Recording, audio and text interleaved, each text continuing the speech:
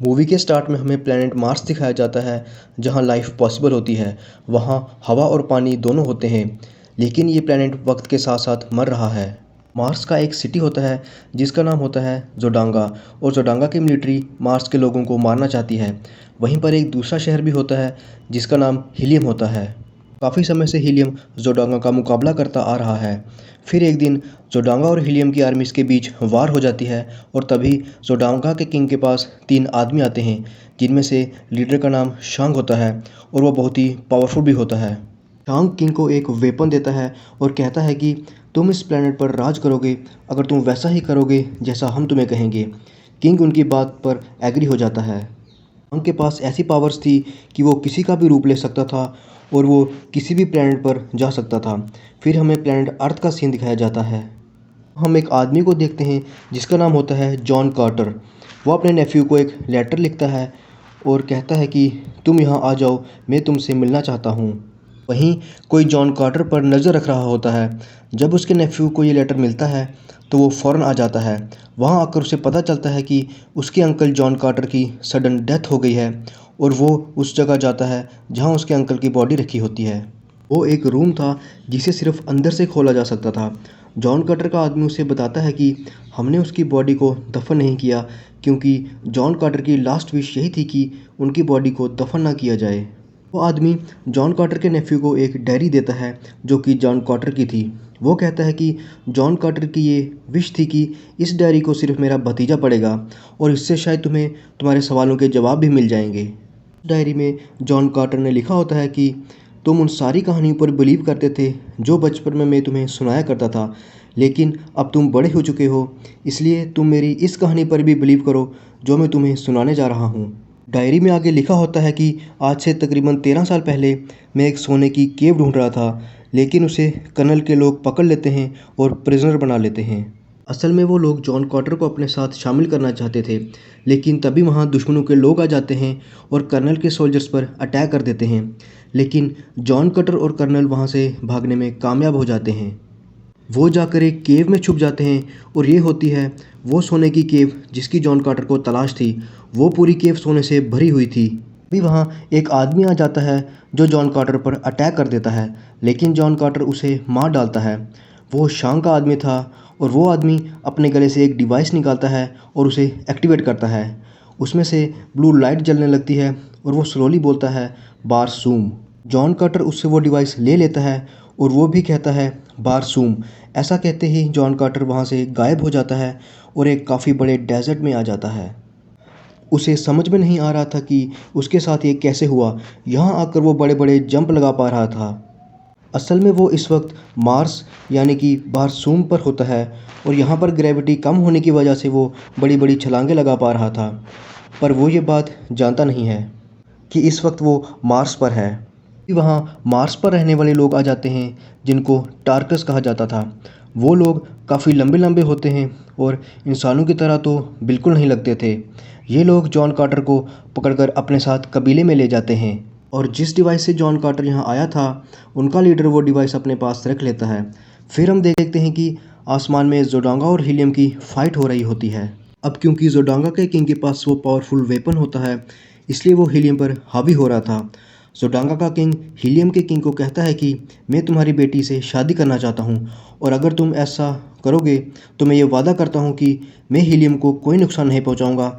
और हीलियम का किंग इस बात से एग्री हो जाता है कि वो अपनी बेटी की शादी उसे करवा देगा। लेकिन हीलियम की प्रिंसेस इस बात से एग्री नहीं होती, इसलिए वो सबसे छुपकर भाग रही होती है। नीचे टार्कस का कबीला ये देख रहा होता है।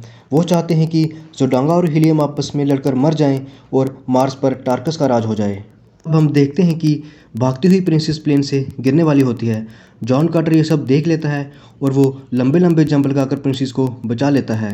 जोडांगा का किंग ये देखकर अपने वेपन से जॉन कार्टर पर अटैक करने ही वाला होता है कि तभी शांग उससे कहता है कि तुम ऐसा मत करो, मुझे ये आदमी चाहिए बिल्कुल सही सलामत।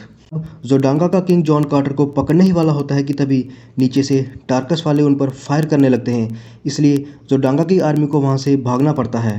टार्कस वाले जॉन कार्टर से बहुत खुश होते हैं और उसे बोलते हैं कि आज से तुम हमारे लिए लड़ोगे, पर जॉन कार्टर मना कर देता है। तब उनका लीडर जॉन कार्टर को बोलता है कि अगर तुम ऐसा नहीं करोगे तो मैं इस लड़की यानी कि प्रिंसेस को मार दूंगा। तब जॉन कार्टर उनकी बात मान लेता है। वो प्रिंसेस जॉन कार्टर से पूछती है कि तुम इतने बड़े बड़े जंप कैसे लगा लेते हो। वो कहता है कि मैं इस बारे में कुछ भी नहीं जानता। प्रिंसेस से जॉन कार्टर को ये भी पता चलता है कि वो मार्स पर है और इस बात से वो काफ़ी हैरान हो जाता है। प्रिंसेस उससे पूछती है कि तुम आखिर यहाँ तक कैसे आ गए। तब जॉन कार्टर उसे वो डिवाइस दिखाता है जो अभी भी टार्कस के लीडर के पास होती है। इसके बाद जॉन कार्टर, प्रिंसेस और एक टार्कस लेडी मिलकर एक मंदिर में जाते हैं। वहाँ जाकर उन्हें एक होली रिवर के बारे में पता चलता है और वहाँ एक दीवार भी होती है जिस पर से ब्लू रोशनी आ रही होती है। तब वो उस रिवर तक जाते हैं और वहाँ पर अजीबोगरीब चेंजेस होने लगती हैं। प्रिंसेस जॉन कार्टर की उस डिवाइस को ज़मीन पर लगाती है जिससे वहाँ कुछ फिगर्स बन जाते हैं। तब उन्हें पता चलता है कि एक प्लैनेट से दूसरे प्लैनेट पर जाने के लिए कुछ वर्ड्स होते हैं और उन वर्ड्स को उस डिवाइस के साथ बोलना होता है। जब वो ये वर्ड्स पढ़ रहे होते हैं तब वहाँ शांग आ जाता है और वो अपने साथियों को ऑर्डर देता है कि इन दोनों को पकड़ लो। जॉन कार्टर और प्रिंसेस को पकड़ लिया जाता है पर वो टार्कस लेडी वहाँ छुप जाती है। महल में आकर जॉन कार्टर को पता चलता है कि प्रिंसेस जोडांगा के किंग के साथ शादी करने वाली है। तब वो उससे पूछता है कि तुम आखिर ऐसा क्यों कर रही हो। वो कहती है कि तुम हमारे लिए लड़ना नहीं चाहते और तुम अपने प्लेनेट अर्थ पर वापस चले जाओगे और मैं जोडांगा के किंग से शादी कर लूँ, यही मेरे लोगों के लिए बेटर होगा। और वो जॉन कार्टर को वो डिवाइस निकाल कर दे देती है। वो उन वर्ड्स को जानती थी जिससे जॉन कार्टर वापस अपनी दुनिया में जा सकता था। वो उस डिवाइस को जॉन कार्टर के हाथ पर रखती है और उसे कहती है कि तुम मेरे साथ साथ ये वर्ड्स बोलो। जॉन कार्टर ऐसा ही करता है पर वो आखिर के वर्ड्स नहीं बोलता। असल में वो वापस अर्थ पर जाना नहीं चाहता था क्योंकि वो दोनों एक दूसरे को लाइक करने लगे थे। तभी वहाँ डोर ओपन होती है और जोडांगा का किंग वहाँ आ जाता है।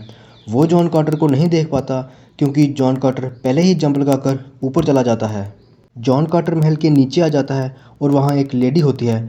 वो लेडी असल में शांग था। शांग अपनी नीली लाइट का यूज़ करके जॉन कार्टर को अपने कंट्रोल में कर लेता है और अब जॉन कार्टर ना तो कुछ कर सकता था और ना ही वहाँ से भाग सकता था।